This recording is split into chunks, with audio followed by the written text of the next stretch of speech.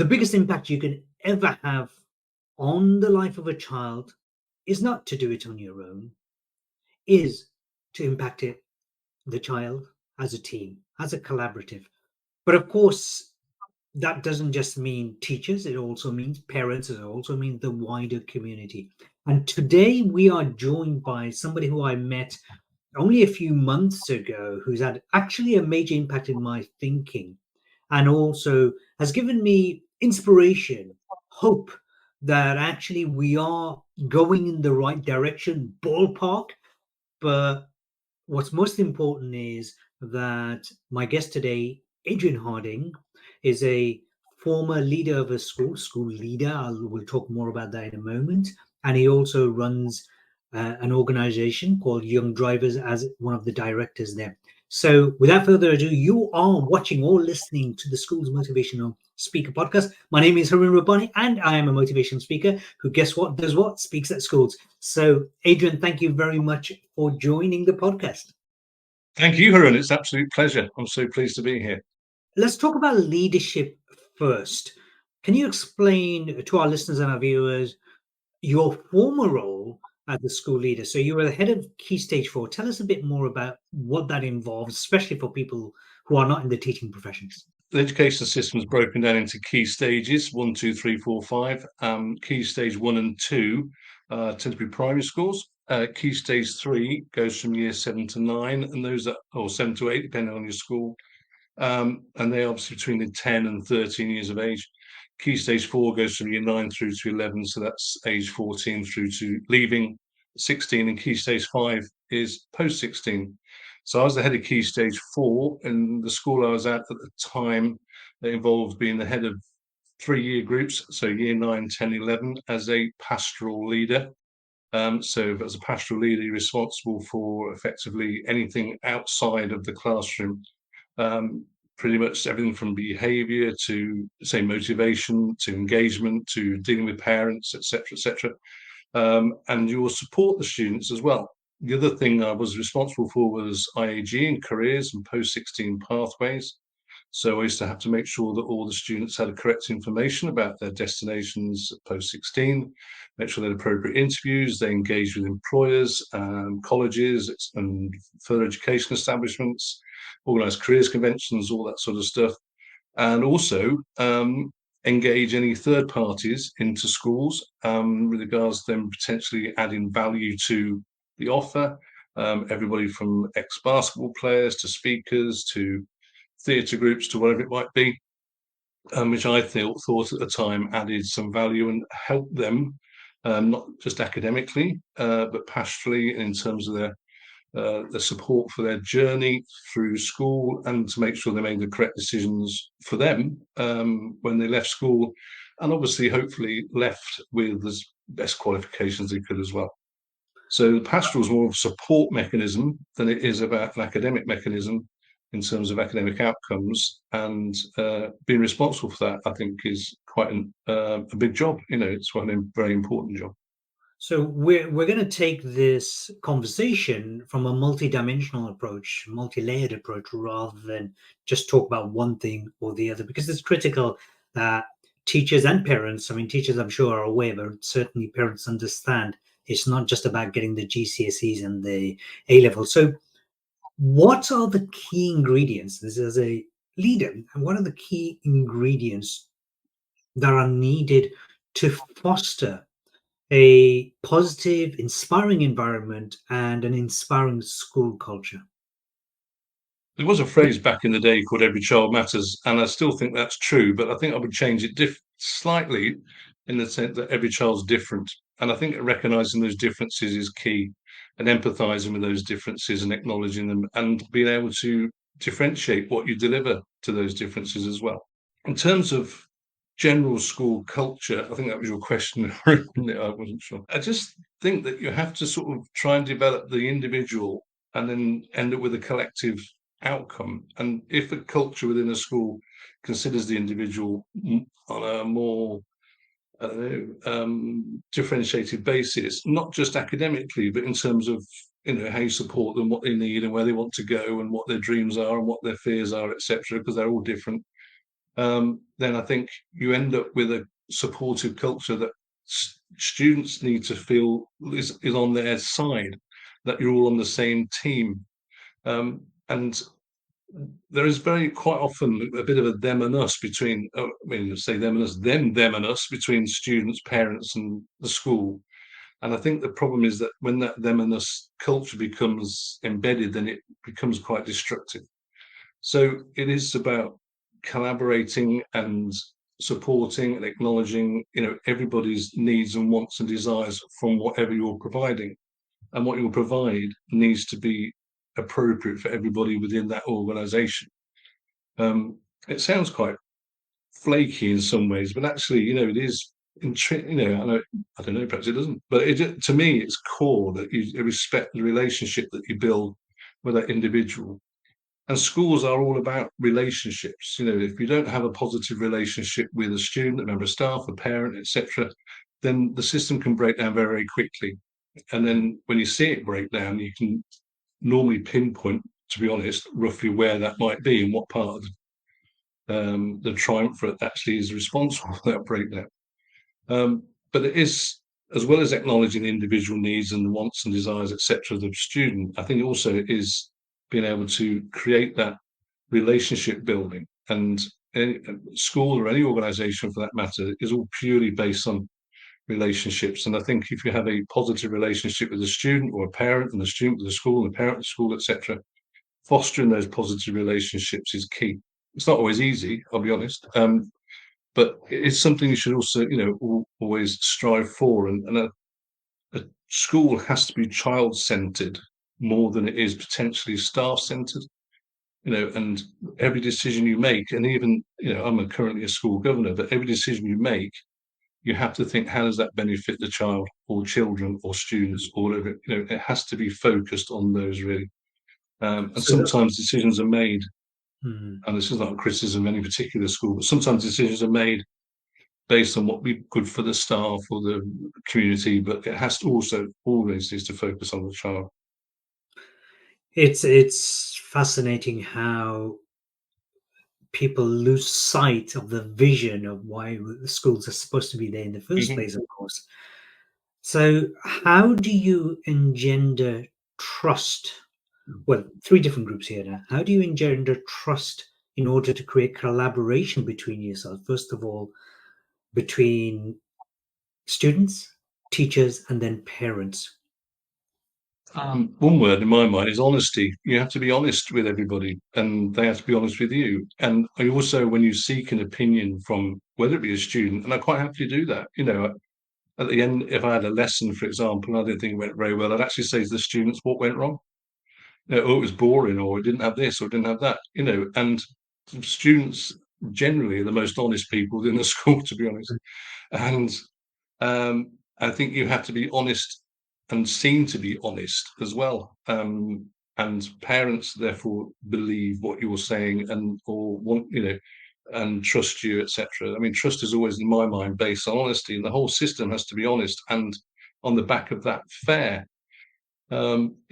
If you have a behaviour issue, no student in the world will go, that's all rubbish, that's not whatever, if they know it to be fair.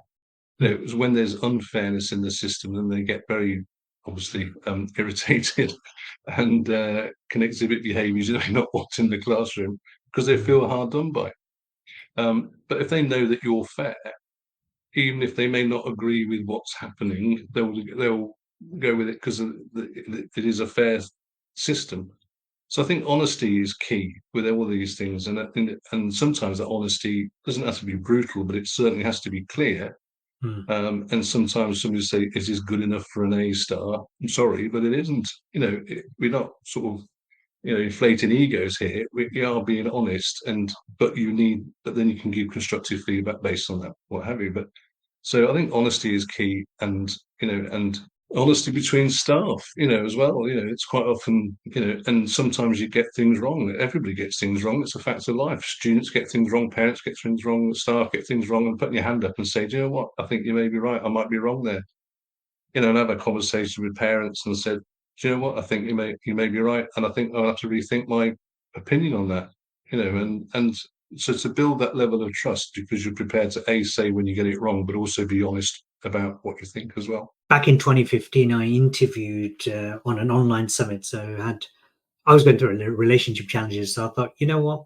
Let me just, because I can, let me put on a online summit interviewing the world's best experts. But we're talking about scientists, psychologists, and so on, who were in the top of their field when it comes to relationships. There's romantic relationships, but one of them stood out for me. She's not as famous, not certainly not in the UK. Stood out for me, Dr. Pat Allen, and she said for any kind of relationship to exist. So this actually applies, and I'll make it apply to young people in a minute, and schooling environment. For any time, for any relationship to work, you need three elements. You need chemistry, you need compatibility, and communication. So we'll move from personal relations, romantic ones, to professional ones. So first of all, chemistry. So if you're in a romantic relationship, if there's no va-va-voom between yourself, nothing's really going to happen when you first meet them. So there needs to be that. There needs to be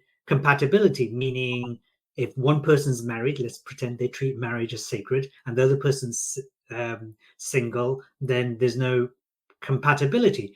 If, say, for example, one person's a very strong Christian and they believe in one God and so on. The other one's a Hindu, believes in multiple gods.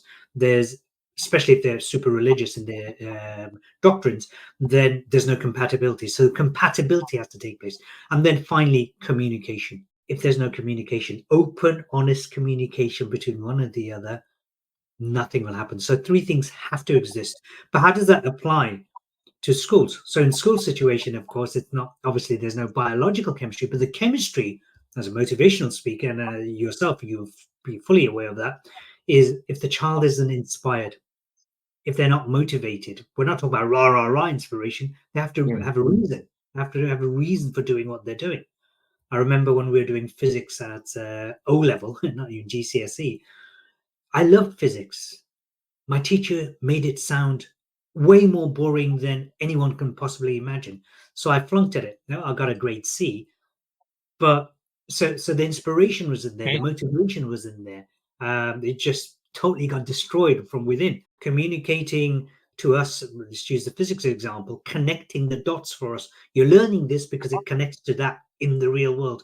And obviously, a compatibility, you need a teacher who really has an empathic characteristic towards their students, and students also have that trusting, that openness. So there's three different elements, and obviously without communication nothing happens, and any of those go missing, trust is missing. How would you apply that in improving the quality of education and the quality of life for young people and teachers? It's funny because I used to inject quite a bit of humour into my lessons and also tell personal stories and stuff. And that, if you like, made it more engaging because quite often students are actually more interested in you than the subject, particularly if it's geography. But often they're very interested in you and what you've done, and some of the stories that I sort of tell, or the humour that I use, if you like, develops that level of compatibility, if you will. I would use the term compatibility with a slight pinch of salt in terms of education, um, because obviously you're not there to be their friend as such. Right. You're not there to sort of socialise afterwards, etc., etc. But there has to be something relatable, and Mm. I think you need to make yourself relatable. And the fact you are a human being and they're human beings, and therefore you have stories, you've had failings, you've done things wrong, you've got things right, etc. You're a bit funny occasionally, maybe not very funny, but you're trying, or whatever it might be. So I think I'd swap compatibility for relatability in that sense. By the way, you're So giving me a brand new speech or presentation for my workshop, to let you know as we're yeah, speaking. Because in my head, I was thinking replace compatibility with relatability. Absolutely. yeah. So I would do that, and I think it's important that they do. You're not some sort of object robot person that sort of just sits there going, "This is a meander. This is how it forms. Write it down," and so on and so forth. Because you are working with these people, 5-6 hours a day, and it need to be some, it cannot be a angsty, sort of relationship in that sense. Um, chemistry is an interesting one because they're bound to be, and then nobody's going to be dishonest and say, I love all the students. I mean, there are bound to be students that you get on with better than others. It's just a fact of life. But that should never enter the equation in terms of how you deal or approach or what have you. I can honestly say I could probably count on one hand over 20 years students that I actually didn't like. Literally, I mean, it's single figures out of the thousands of students I've come into contact with. They've always got something that's like a bull, even if you may struggle to find it. But the other thing is you need to try and find that sort of likable trait. And saying the trust and the honesty comes on the back of that as well. You know, and I think once you're relatable and you treat everybody in a similar sort of way, you can be almost more honest with your opinions and your reflections with them than maybe if you weren't.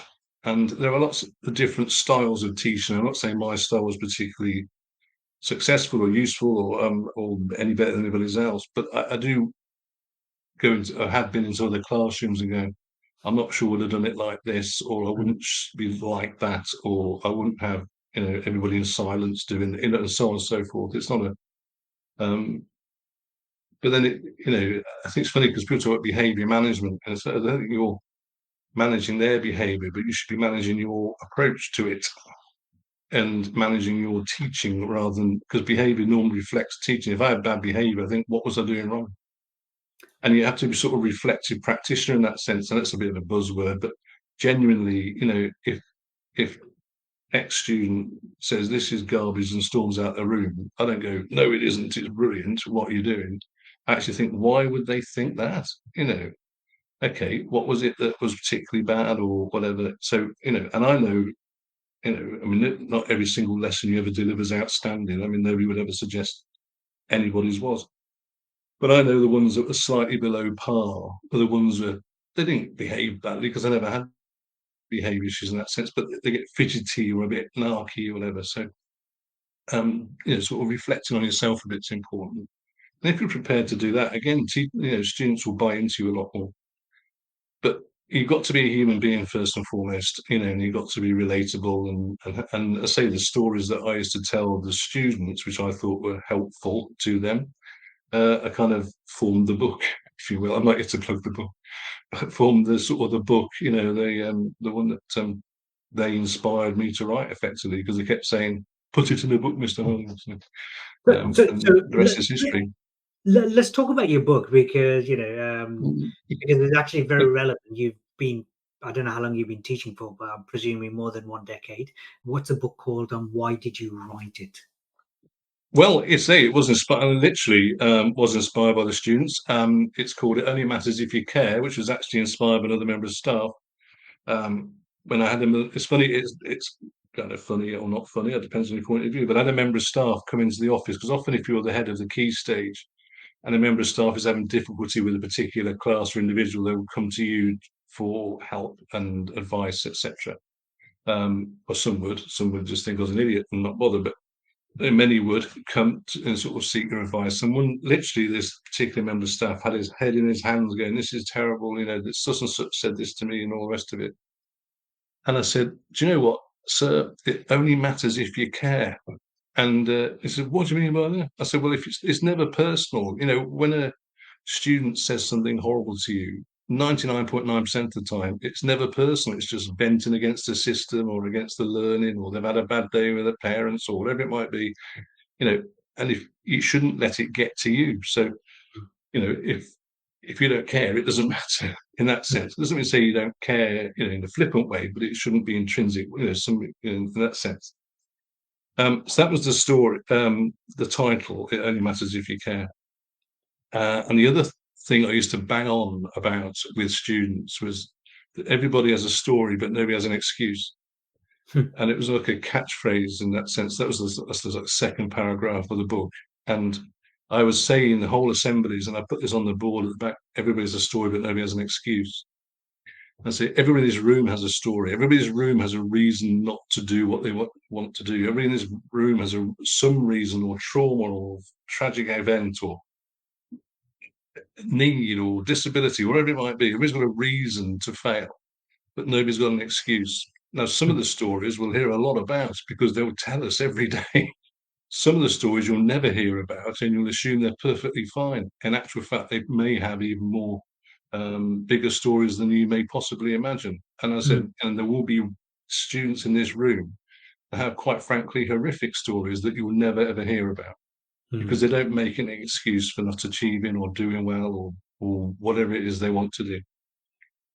So there's two key messages that came out, and they came from school in that sense. And then the stories themselves are things that people have said to me over the years that have really sunk in or gone home, and it made me think. And so each chapter, and there aren't many because it's a short book because it was written for people like me, people that don't read books. So I kept it short deliberately. Um, because I thought, well, if I wouldn't read it, who else would? mm, Because if I see a book of 200 pages, I give up after 50. So you have to keep it brief for me. But so each story chapter starts with a quote, and it could be every time I say caution, you lift. And then I tell the story about how we got to that quote and why it actually meant something to me and how it could mean something to you as well. And there's a couple of questions you can fill in the answers. You can write in it. You can write in the book. And you sort of reflect on your own life and say how many times has somebody told you to back off and then you've ended up not achieving what you want to achieve. And that mm, every time I say caution you lift comes from a co-driver from when I was a rally driver. Well, I was a rally driver as a hobby for 2 years, but I did stage rallying and we in the forest and we were driving around the forest and we had pace notes and all the pace notes would have different things on. And one of those things on the pace notes would be things called cautions. So flat over crest into square right, caution into square left, which the caution would be, be careful. And every time on the first stage he did this, every time he said caution, I would lift or brake or slow down because I thought, well, I have to be careful.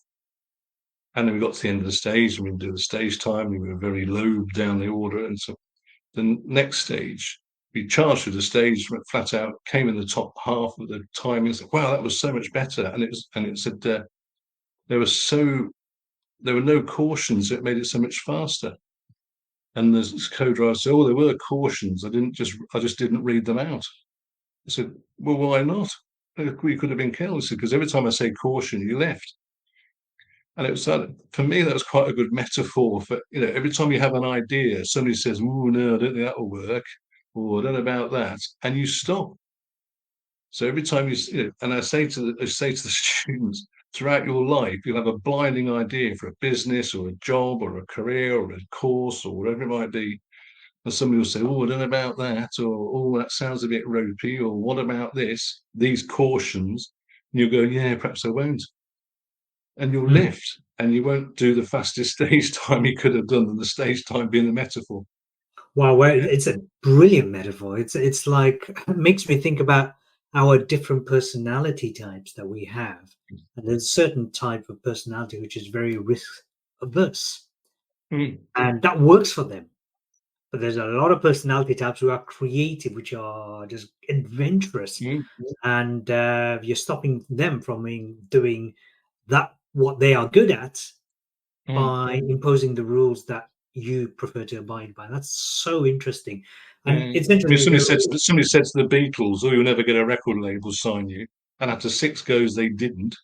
It's only when they got to Decca eventually somebody did sign them. They would never have produced a record and so on and so forth. So, I'm not saying my rally driving equates to the Beatles' success, but I know from the stage times on that particular rally were much better when he didn't tell me to slow down. So, And that's the danger, though, isn't it, of schooling system? Is it's very prescriptive, mm, very formulaic, rather than expand out and be open enough for creativity. If I could start all from scratch, the whole schooling system, I would say teach them less, educate them more, meaning bring out the mm, best of them from within, and that's what educing means, right? To educe, to bring out.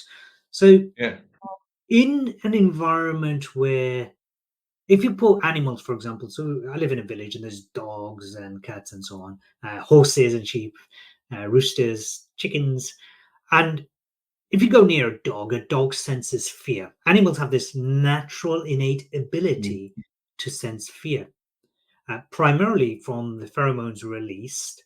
We pick up from the olfactory nerves, and we actually have very, very good sense of the ability to pick up fear and positivity and negative, and we call it vibe. So if in a classroom there's a bit of a negative vibe, who's responsible for shifting that? I would, I would lay it at the feet of the adult in the room, to be honest, because you are the adult in the room, and you have the most experience, you have the most skill, the most knowledge, etc. About the vast majority of things. They may know more about certain trends and music and what have you, but I did try and keep up with that, which astonished them sometimes. Mm. And I sort of quoting Central C lyrics to them. They're like, sort of old man, just sort of ruins it for them sometimes. But because they do hold their culture quite close to their heart, and if the teacher knows anything about it, they get quite stressed. But no, I think I have actually stopped lessons, and said, sorry, what's the problem? And you have to address it. You've got to plow on regardless, and even if there's been somebody watching or what have you, I just go, guys, folks, this isn't how we are. What's happened? Is there something I should know or something? So I do think, if there's a negative vibe in the room, and there is, sometimes it walks in, it's one of them that could have happened 2 hours ago, could happen in the corridor, could have been. One of the things and I know lots of schools do insist upon it, and I think it's a good idea, is that you greet them all as they come in, and you can spot anybody that's not themselves before they get in the room. And I've actually pulled somebody to the side and gone, "You all right? Everything okay?" It's only like 10 seconds or whatever. But trying to gate that before it starts, really. So, and they go, "Yeah, but I'll have an issue, whatever." So, do you want to see something about it now? And then arrange, for them to sort of seek their help for that minute, and they're so grateful because somebody's noticed. But no, I think I genuinely, and lots of teachers will kill me for this, but I genuinely believe that if there's anything negative happening in the classroom, it's down to the teacher to sort out and or manage it or address it or whatever it might be. And I'm sure lots of head teachers are clapping and lots of teachers are going, "Oh, it's rubbish." But I do, and sometimes you have to sort of put your hand up and say, "Is this terrible content, or is it me?" Or trousers on. What is it? It must be something. If it's out of the norm. And even I did supply work for a year, just as like a sabbatical, just to sort of. I did sort of 14 years at the school, and then did a year out and to do supply work. Partly to see if the grass was any greener, and it turned out it wasn't. And I went back to the school that I left, and I did another 5 or 6 years at that school. But it was dead interesting doing supply work, because obviously they don't know you from Adam, or you just turn up in the classroom, and supply teachers normally have a nightmare. And I only had one issue with one class throughout the entire year, and it was a year 10 class in the city school, and they just came in to cause chaos because they saw a supply teacher and thought happy days. And the first lesson, I think I taught for 8 minutes out of 60, but I just stood at the front of the class just waiting. I wasn't going to speak over them or the rest of it. We were going to establish a relationship. And to cut a very long story short, within 4 weeks, I was teaching 55 minutes out of 60, because eventually I wasn't going to rise to it or anything like that. So I had to manage that situation, and it may take a little while. There's no silver bullet. They're not going to just listen to you because you're a teacher. They're not going to want to, engage you just because you're a teacher. They have to want to engage you because you're relatable, or or you're human, or whatever it might be, or you have certain, lines you won't cross, and so on and so forth. There are certain rules of engagement that as a teacher you set up in the classroom. It's like, and the students will respect that over time. But no, I think. It always falls down to the individual in front of the students. I mean, sorry, but that's how it is. I'm sure our listeners, our viewers, don't fall into this category, the teachers. I'm sure you guys are perfect. But when you get that Well, occasional teacher who's not doing well outside of school, say mental health issues, yeah, yeah, maybe they're stressed. I know teachers are stressed, I know, yeah, yeah. and they're bringing their crap into Hmm. their classroom. Bearing in mind, they're not self-aware. And by the way, how do I know this? Because I have brothers and sisters and family and friends. A lot of them, in fact, most of my family are in the education system, by the way, as teachers or that kind of level of, and a lot of my friends are. So there are teachers who will bring their stressors into their rooms. So they'll bring in the negative vibe. What do we do about people like that, and what can these people do about them for themselves? Because it cannot go on. It will go on to an extent, but Hmm. how can they be more accountable? How can they take better responsibility? Because in my eyes, every moment you have with a child, even though you might have it every single, like an hour a day or 2 hours a day, every Hmm. has an impact on the rest of their lives. And we'll talk about self-belief in a minute. So tell me, how do we deal with teachers like that to help them, not to sack them, to help them, and how can they help themselves? You're right. Every moment does make a difference, and I think if you have a bad day, then it translates into potentially 200 more because you've met 200 kids having a bad day. I think it does depend on the level and the level of need in that sense. Um, it's a tricky one because again, like every student's different, every member of staff is different, so how they cope with different things is going to be different, and what stresses and strains they go through is going to be different. We've had staff go through marriage breakups and deaths in the family and all sorts of things that um, um, and in any organization, in any place of work, people will often bring that to them. Um, what and teaching is worse for that because you often take the work home as well, and the blur becomes more blurry. So I always say, I used to say to people, those that asked, I had a very clear line between school and home, and I never took a book home. I never checked emails at home. Well, a slight lie. But very rarely checked emails at home. And I always had a 25-minute drive to, or 30-minute drive to work where I get my head into it, and then a 24-5-minute drive home where I lose everything out my head. And I literally get home and people at home and say, "What happened at school today?" And I have no idea because I've emptied my head a bit, And likewise, anything at home I've emptied my head of before I've got to. And people at school say, "How's?" I think, well, I think they're all right. Yeah, but I'm in work zone now. So I do. I know it sounds a bit, I don't know, sort of, easy for me to say, if you like, but I made this very clear line between school and work, and I think for those that are having issues outside of school, I think you need to sort of see how blurry those lines are. If they're taking 30 books home a night and then marking books while I don't know, their partner's shouting at them or whatever, then they're going to associate badness with the book. I don't know. It's almost. I'm not a psychologist, but in my mind, you can end up confusing the two together. Hmm.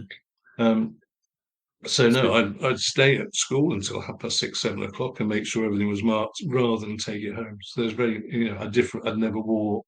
Um, I mean, it sounds pathetic, really, but I didn't even when we had home closed days and stuff.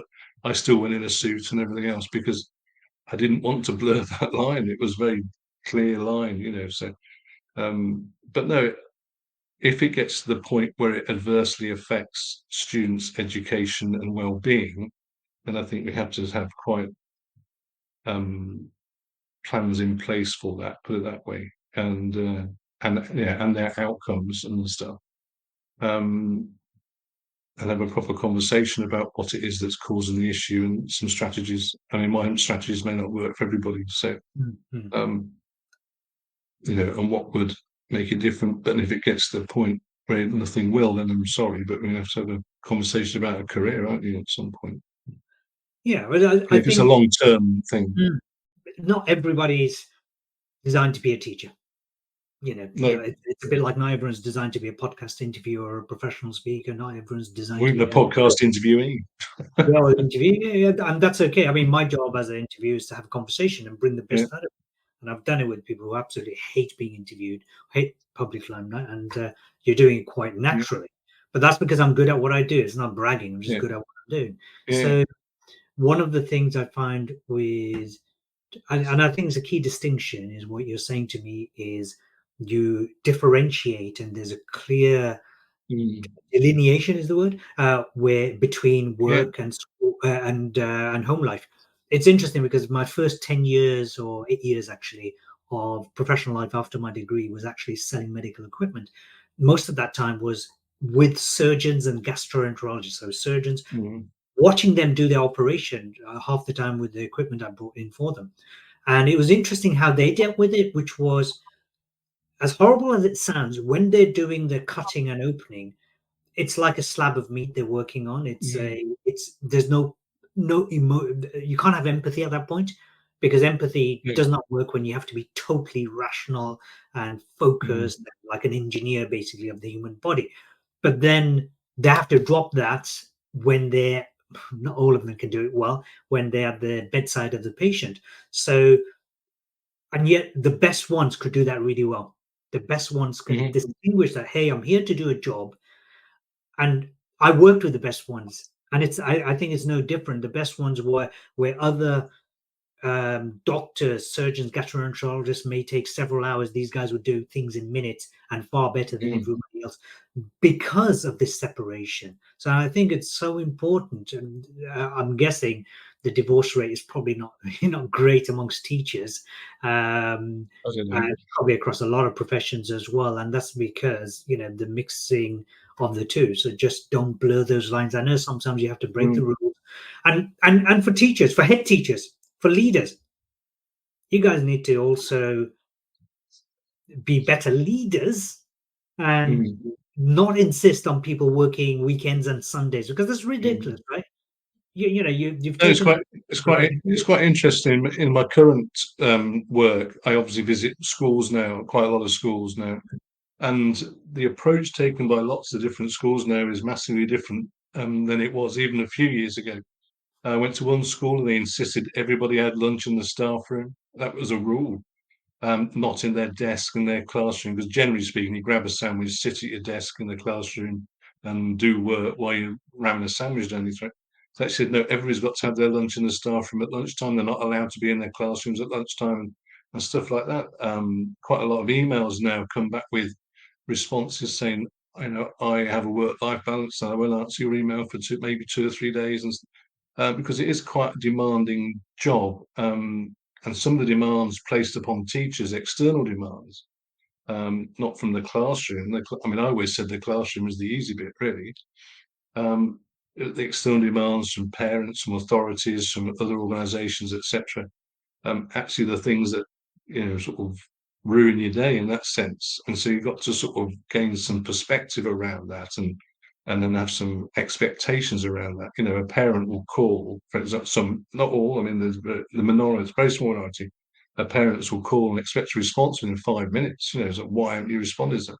And if you get lots of that, that can be quite debilitating for your mental health and work-life balance and so on. So the delineation thing, I think, is important, because you won't be doing. But I would quite happily put the hours in to make sure that line still exists. But no, the external pressures, I think, are often bigger than anything that happens in a classroom or even within the school. In terms of head teachers, I mean, I wouldn't be a head teacher for all the money in the world. I mean, talk about a lonely existence. It is. I mean, and I have utmost respect for head teachers and those senior leaders. I was a senior non-commissioned officer as opposed to the commissioned officers. But no, that was particularly during COVID. I really felt for the head teachers, because they had to make massive decisions on the fly with ever-changing rules, and instigate systems and processes that weren't existing before, and with very little guidance, etc., etc. I think that's a huge job, and I think that set a few back. And um, I, I think recruiting for good head teachers is going to be a major challenge in the future. Let's talk about everyone's favorite enemy, and I don't mean it in a bad way, by the way. I'm obviously tongue in cheek.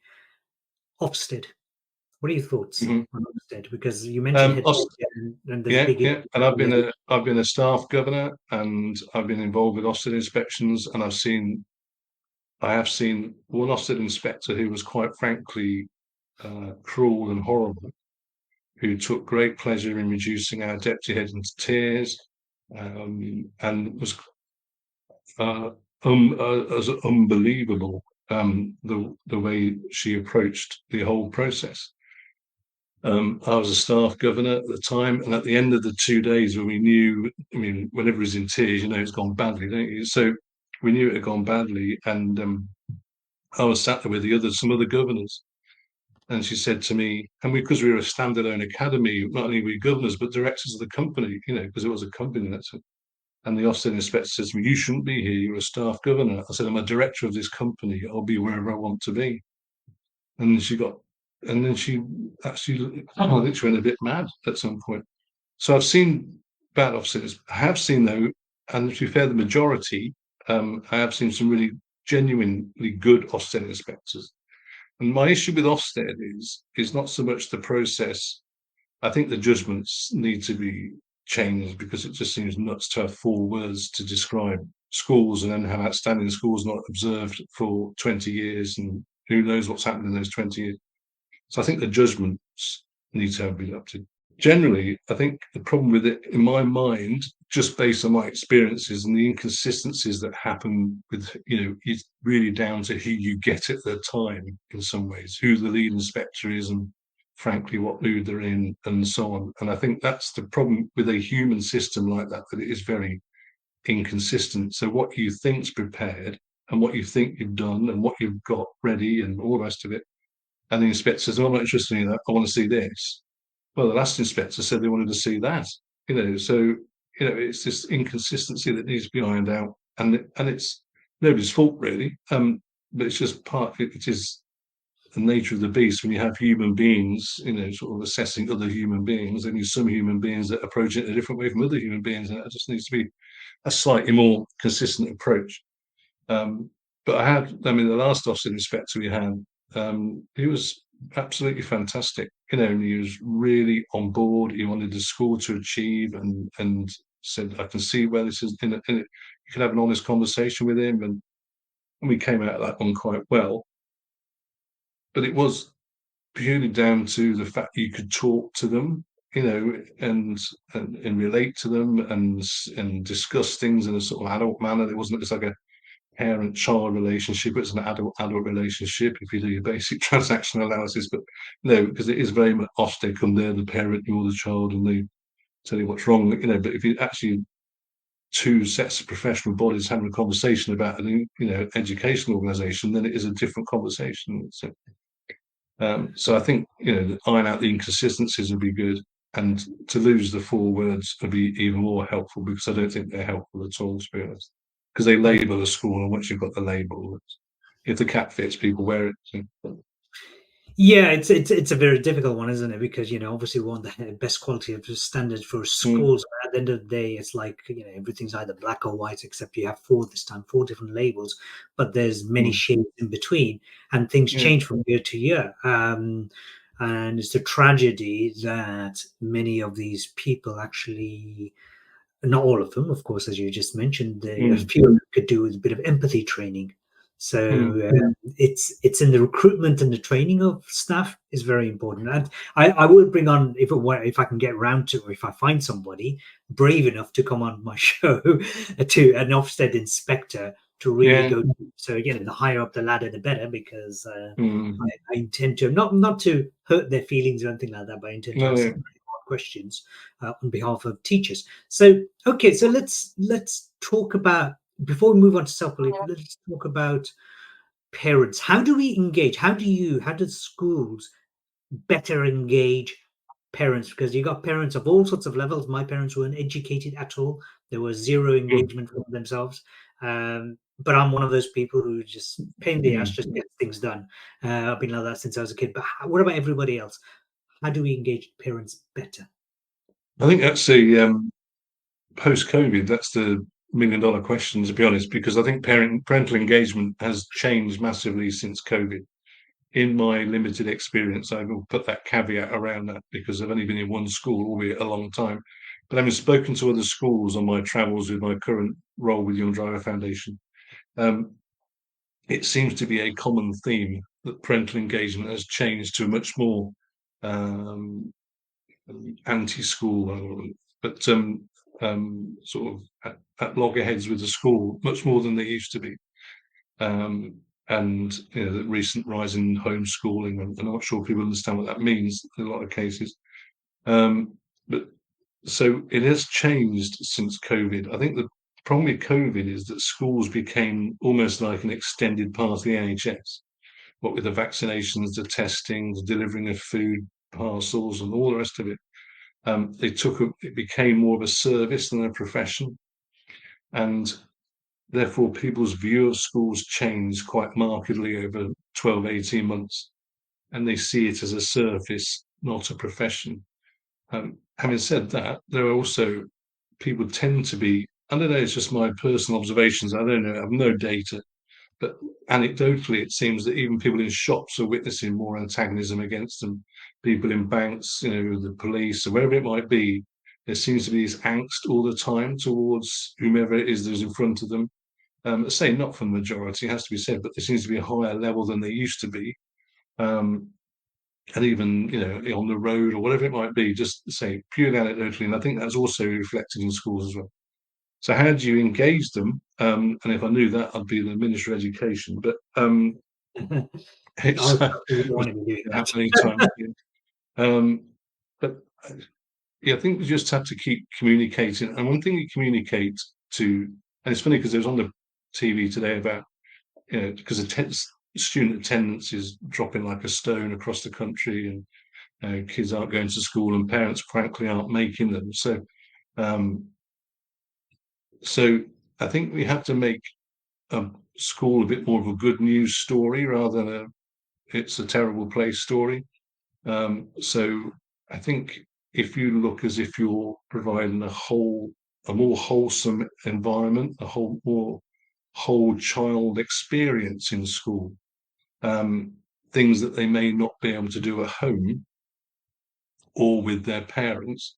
So you add that extra, then I think you will have more parental engagement because you're going to provide opportunities that parents may not be able to provide, or frankly want to provide, or afford to provide, or whatever it might be. So I think we just have to sort of steer slightly towards the experiential school experience. I think parents will go, well, Johnny did this at school today, or Suss did this at school today, and this is really good, isn't it? This is it. To sort of give it a bit more a positive spin. But I think the problem is that schools are focused on outcomes, which is fair enough. But then that's all the kids seem to do at school all day is schoolwork, schoolwork, schoolwork, schoolwork. Mm. And I don't know. I don't have an answer particularly or some sort of insight into that other than I do think parents really respond well if you look after their children, both in terms, not just academic terms, but in terms of what you provide for them as an individual, and and in terms of help and support and so on and so forth. Self-belief. What's the role of Mm. self-belief?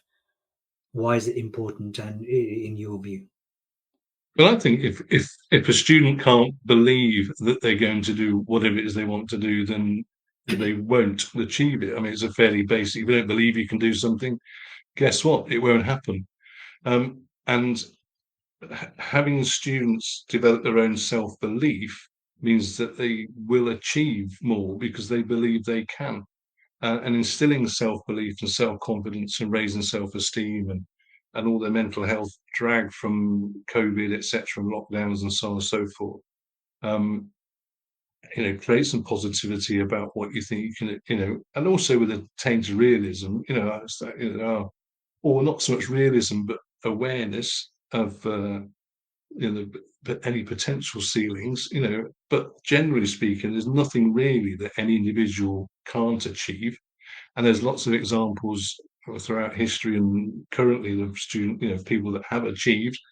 irrespective of their background and their academic achievements, whatever it might be. So I would never put a limit. But so I think, one of the great things about students believing they can is that it will translate, and what head teachers and vast majority of head teachers appreciate is that will translate into outcomes as well, because the head teachers are interested in outcomes, because frankly that's what they're measured on. But if the student doesn't believe they can achieve, and guess what, they won't. And I think instilling that level of self-belief, and without being patronizing, of course Mm. we'd be national, whatever, but it I think it's massively important, and it's almost like a cornerstone of education. The kid has to believe they can succeed. There's no point teaching them otherwise.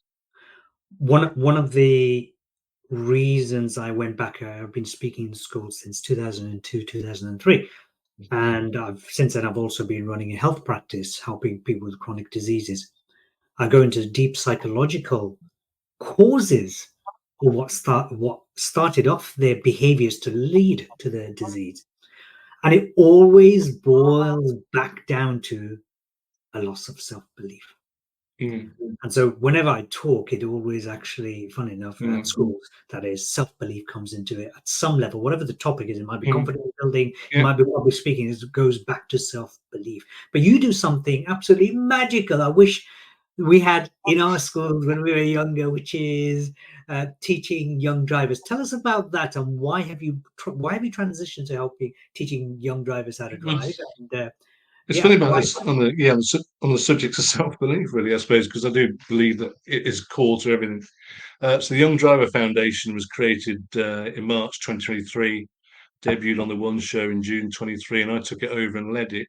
I say lead it. There's not many of us, namely me, but it led the foundation within the Young Driver Company, the not-for-profit part of the Young Driver Company, to deliver driving lessons to schools, charities, youth clubs, and so on. And from a standing start, we've been to lots of schools in the last term. We're in 2 secondary schools next week.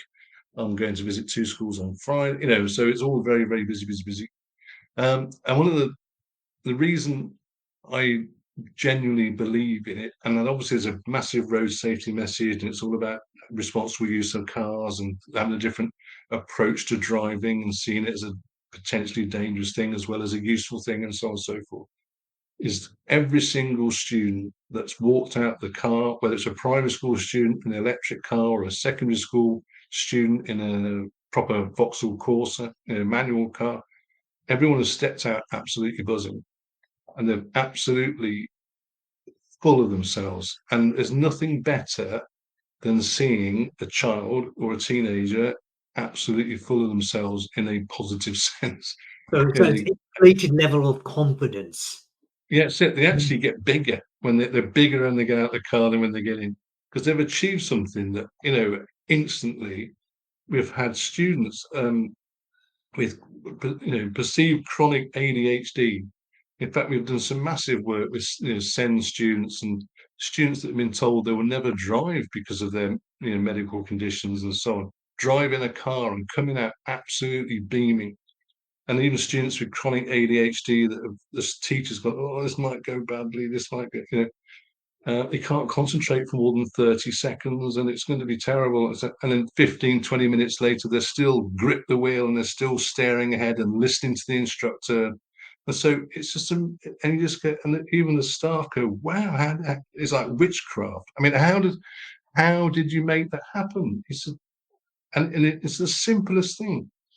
Sort of 7-year-old driving an electric car around a circuit with giveaway signs and roundabouts and stop signs and all the rest of it, and the instructor saying turn left, turn right, and avoiding the other cars and so on. They're absolutely determined to get it right. And likewise with secondary school students driving a proper car in the staff car park, which the staff have had to clear out, which gives them a slight edge, doesn't it? And they absolutely come out absolutely beaming. And I think it's almost a magical thing. I really do, and they even say the impact later on, so would you want to have another go at that? Well, we need to sort of then get them they learnt how to focus and they can focus for longer and they think they can achieve more because they got this right and so on and so forth. It no, it's and I had left teaching and came into this and to lead this, and because I did believe in the power of it, as well as the road safety and the fact you're introducing people to driving sensibly at a young and early age. I mean, statistically, post 17, between 17 and 24, 20% of people have an accident at some point, and sometimes a very bad accident, sometimes a fatal accident. People that have done young driver courses, only 3.4% of those have an accident. Wow. I think on average, based on the lessons we deliver throughout the year, including the young driver company and the school stuff, we save 14 lives a year. I mean, Wow. just if you extrapolate the numbers. That's So 14 lives, not to mention the many more unaccounted for accidents, yeah, limbs. So probably, yeah, 10 times as many limbs. absolutely. Wow. So, And the link is that it gives them a level of self-belief that if I can do this, maybe I can do other stuff as well. And absolutely. I think both of you both of us are in agreement that academic career is important for sure. It ticks all the boxes. Mm, However, we are living in a world where people do have choices and they need to be made aware. And one thing I have to say, school can do is destroy morale and self-belief mm, if it's done in a black and white monochrome way. And what you're doing is absolutely mm. brilliant. So on that note, how do people get in touch with you regarding Young Directors Foundation? I think Young Drivers Young Foundation. Drivers Foundation, Yeah, Young yeah. Driver Directors. Foundation. I'm thinking of the Um, leadership I'm building. that's right. Yeah. Yeah, a one-man band almost at the moment.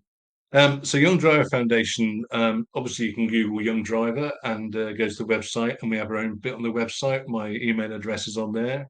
The email address is very simple though, if you can remember anything. It's adrian@youngdriverfoundation.com. Very simple, and we will come to a school. Just get in touch. So we have, the response from schools has been astonishing. And also the response after we've been has been astonishing. It's been fantastic. And I can't, it is a very basic thing. And I'm just about to email, well, not this week, but next week, email a video testimonial from a primary school that we videoed at and we did a bit of filming at. And the kids absolutely, well, you can watch it when I send it out, and the kids are absolutely, absolutely love it. You're right. It is. It's not in itself not self-transformational, but it's two things that happen. Is B, it gives them some self-belief and something quite daunting, frankly, that they didn't think they could achieve. They can achieve, and they think, well, actually, I could apply that to maths. Frankly, it's like if I can drive a car, having never seen it, it makes algebra seem straightforward. Um, and it it just fills them up. It's just amazing. I had something else very profound to say then, but it escapes me. It must be getting old. But It'll come to you. I've got a question for you, which is ask yeah, of most guests, not all guests, but that's okay. And the question is, if you can do a Doctor Who and go back in time and speak to um, the 7-year-old Adrian, what are one set of words of wisdom, meaning one sentence you would say to him to inspire him, motivate him, guide him, whatever you want? What's one thing you would tell him? well, I don't want to be depressing, but my father died when I was 5.5, and then when I was 7, I was still quite angst about that, and I'd have gone back and saying, "Stop being so angry," and instead of shouting at everybody, do the right thing and make the most of what you've got. Really. Um, so 7's probably a bad time to go back to, although also quite a useful time to go back to, because it would have had the biggest impact, because I did spend quite a long time Exactly. being upset, and I shouldn't have spent all that time being upset. I should have moved on a bit, not in a heartless way, but in a, if you want to get the most out of it and make your dad proud, stop being so angry and upset with everybody and get on with it and do the right things. So I don't want to be No, sort of no, no, no, not at all. maudlin about it, but It's interesting. A lot of people, it's about that time where they need help. But the other time, of course, which I'm going to ask you is, what words of wisdom would you share to the 12 or 13-year-old version of Adrian? find good people. Find good people. make sure you mix with good people. Okay. It's funny actually because my 18-year-old son asked me about 3 years ago, "What words of advice do you have to me when I'm sort of in the process of leaving school?" And I don't know if he's X-rated or not, but I said, "Don't be a knob." But what I meant by that was, just if you see somebody being ridiculous, don't be like them, And it's just, and he always, even now he's 18, he comes back to me and says, "I remember those words." And every sort of, if he's in out with the lads or whatever, and he just walks away from it. So I say, always find, and I say 12 to 13, when I was said to me, find good people, not cool people, really. I think that's, I yeah. like that. I like that. And then, okay, so speaking of your son, what would you say, knowing the 18-year-old Adrian, what would you say to him? Don't leave the RAF. Don't leave the RAF. No.